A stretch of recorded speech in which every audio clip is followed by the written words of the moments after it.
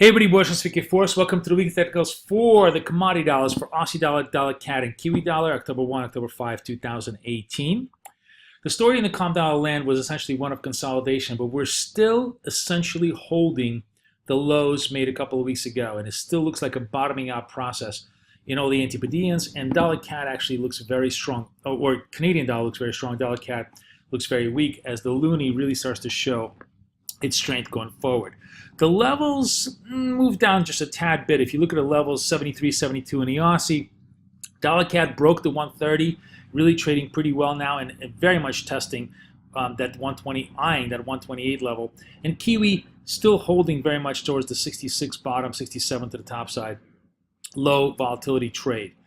Looking at the calendar this week, the calm dollar calendar is relatively mute except for the RBA, but of course the RBA is going to do nothing. It's going to maintain its posture, and there's really little to kind of gather from their cash rate target.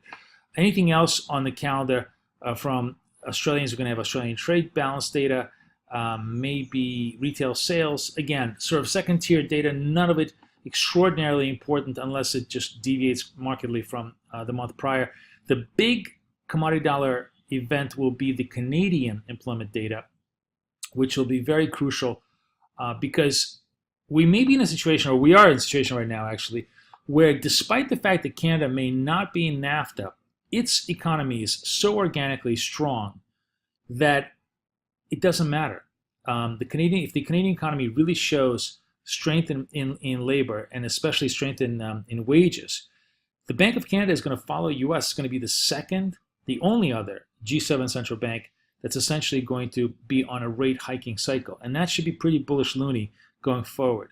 So the big event, of course, this week will be the non-farm payrolls for the U.S. side. But as far as the commodity dollar currencies, they seem to be bearing up pretty well against the dollar, even though the dollar has certainly gained some steam all across the board. Let's take a look at the charts here and just see how things shape up. So here's the Aussie, and you see the Aussie definitely ran into a big resistance at the 73 level, had a big turn back down to 72s, but consolidating. And more importantly, if you look at it technically, there is just a hint of an inverse head and shoulders developing here. As long as we hold the 72s, that's certainly going to be very, very bullish. But even in the broader sense, you have a higher low over here and just a bottoming out formation. Pretty clear that 71 now represents pretty decent support, long-term support for the Aussie, and barring some massive dollar flows or some serious risk-off flows, it looks like even the correction in the Aussie is still pretty much going to hold to these levels unless we have super positive news on the U.S. side. Kiwi, same kind of a thing, even a more moderate, more muted correction this week.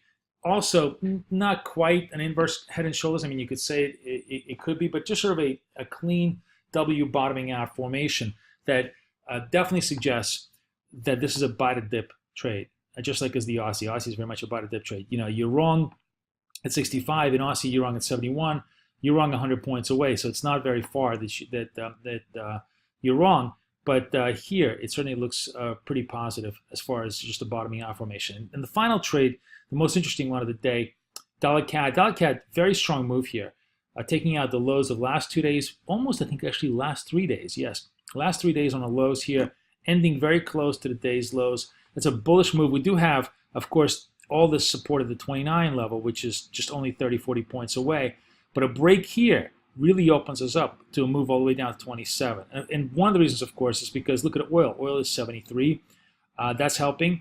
But more importantly, Canadian economy has done well. GDP numbers today just blew out their data. And if the market is bullish, the employment data on Friday, that should provide even more fuel for the Canadian move. Now, CAD is a tough trade to make because it always does a retrace. But the thing about this particular technical pattern that I really like is that even if there's two ways to trade this. You could sort of wait and see if you could get in around 29.50, somewhere around that level, or you could just sort of scale in, do a short here, scale up against 29.75 with a hard stop really right above at 31. I mean, 31 absolute top here. That's really more than enough risk. If it's anywhere around here, you're absolutely wrong. As a matter of fact, I would say that even if this candle is completely eclipsed and engulfed, you're completely wrong. But as long as we kind of waddle around here, the path of least resistance is to the downside, And Loonie represents one of the stronger trades in my opinion, both because you got a strong fundamental and a pretty, very, very strong technical signal as the week went to a close. So that's pretty much the land in the commodity dollars. It's Caddy leading the way as always, with Aussie and Kiwi showing a stabilization and bottoming process, and perhaps maybe another 50 points bounce as we go into the week. Wish you guys the best luck, the best trading. Boris, over and out.